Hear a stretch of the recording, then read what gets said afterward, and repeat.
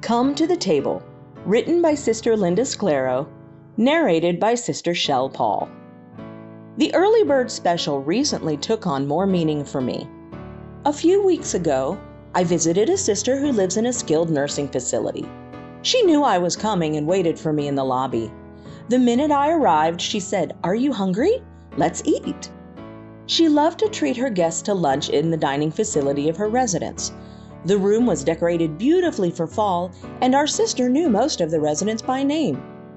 We enjoyed a wonderful visit, and I even got to talk with some of the residents and their families.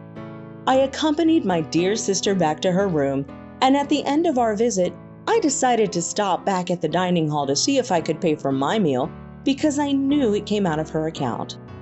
The clerk winked at me and said, "She told me you would try to pay, but she took care of it."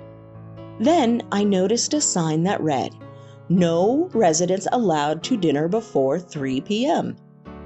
As you may guess, it was a few minutes before 3 p.m., and the residents had already started to line up for dinner. One resident even complained that the person in front of her was walking too slowly. The kind clerk let the residents in despite the sign.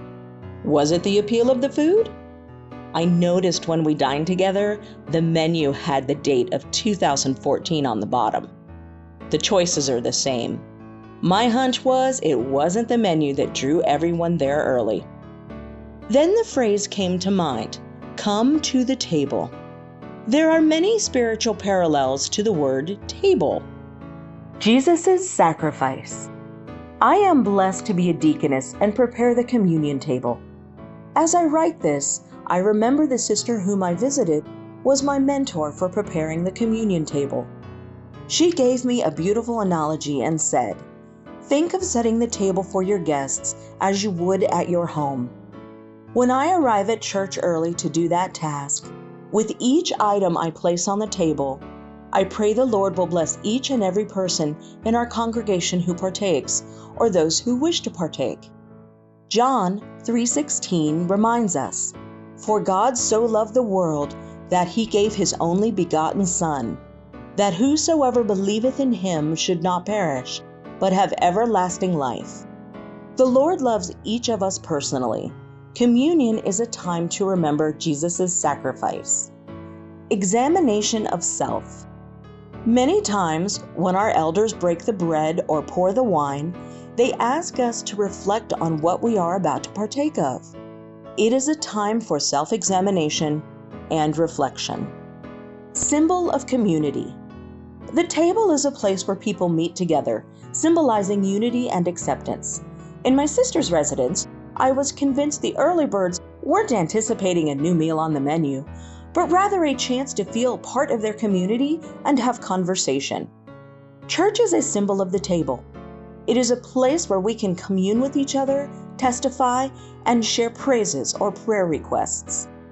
Invitation to partake.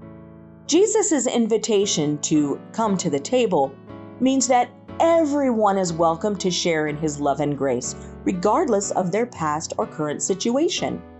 In Luke chapter 14, verse 13, Jesus offers a welcoming table and exhorts his followers to demonstrate hospitality in the verse.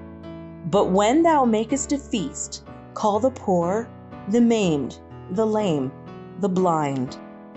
My simple visit to my dear sister gave me a lot to think about. Do I attend church with the same anticipation I saw in the residence?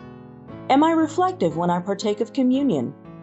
Would I welcome those from all walks of life at church or in my home? The table is for all, and I, too, want to take advantage of the early bird special that the Lord lays out for me daily and remember to come to his table and feast on the benefits he provides.